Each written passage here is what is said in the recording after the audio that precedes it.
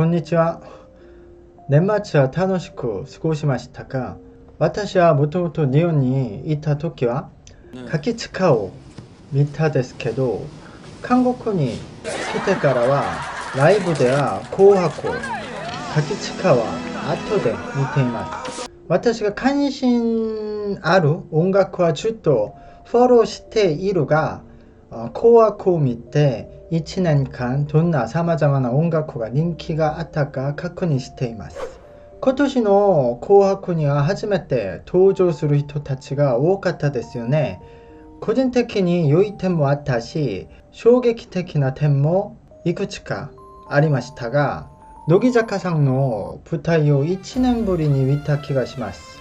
今回の歌も初めて聴いただけど、また桜坂さんも初めて歌を聴いてみました。でも思ったより少し、衝撃を受けて、これは後で別に話します。20もあったですね。20のライブを初めて見ただけど、思ったよりはまだ中心が取れてはいないように見えました。印象的なのはリマだったようですね。オフィシャルヒゲダンディズムはプリテンダーじゃなくてアイラブを歌いましたね。この歌ドラマ OST でしたよね。この歌で人気を得たんですか？久しぶりに紅白に出たミスターチルドロンはやっぱり良かったし、リサさんのライブを初めて見ました。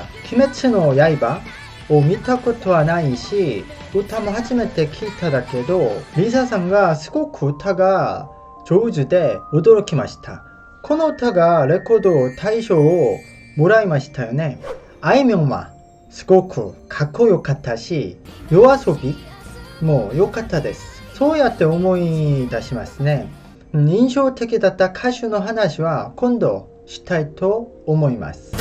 今回は2020年の韓国音楽について話してみたいと思います。ちょうど2020年の歌謡について年代別に詳しくアンケートした結果が出ています。音楽チャートはストリーミング回数など歪曲される可能性があるため、この調査が最も正確だと思います。この調査は2020年4月から11月まで3回に分けて、제주도を除いた全国で13都市以上5200人を調査した結果です。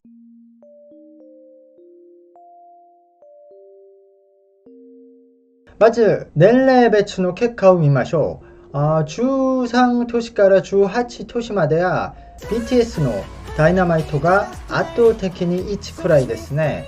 13で18都市の人々の関心を集めるべき場所はもう少し単純でストレートな音楽が主だったという点ですね。どうやら10代ではかっこよくてストレートな雰囲気ヒップホップが主流のようです。そして10くらいにオマイガーが選ばれたのも意外ですね。多くのガールグループの中でブレイクピンクとオマイガーだけが選ばれたということは、2020年にオマイガーがどれだけ成長したのかを示すポイントです。20代と30代は似たような流れですが、最も驚くべき点は20代の7くらいIUの반편지です。夜の手紙は17年度に出た曲です。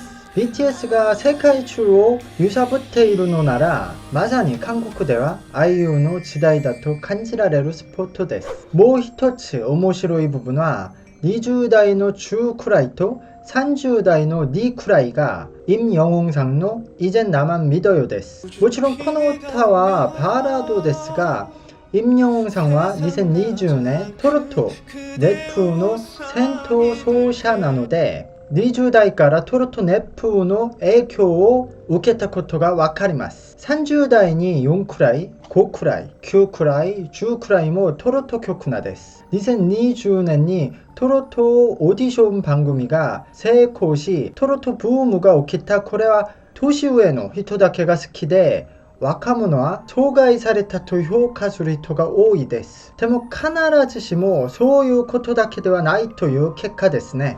もちろん若い方々は多くの人々が放送より YouTube をもっと見始めました。放送は規制が多く YouTube の方が刺激的で多様ですから、なので放送を見る方々は年上の方々の比重が大きくなって彼らをターゲットにしたトロト放送が大成功しました。しかし放送の力ってたくさん露出させれば人々は好きになるってことです。ほとんどの放送局でトロトを集中的に披露し、だから20代からトロトが好きになれただと思います。40代からは圧倒的ですね。40代の4くらいに BTS が上がった他は60代まで全部トロト曲です。私はほとんど聞いたことのない歌なので、私もこの機会に聞いてみたいと思います。前の年齢でもトロトの強さはすごかったです。全体1くらいは BTS のダイナマイトとなっています。2くらいが임영웅さんの이젠 나만 믿어요。3くらいが영탁さんの막걸리 한 잔。5くらいまでもトロトになりましたね。やはり若い人たちは様々な歌を聴いて選択して票が分かれた面、40代以上の方はヒットしたトロトだけを集中的に選択して順位が上がった結果ですね。今日はこうやって2020年の歌について整理してみました。今日出演した歌手について今度個別にお話したいと思います。では。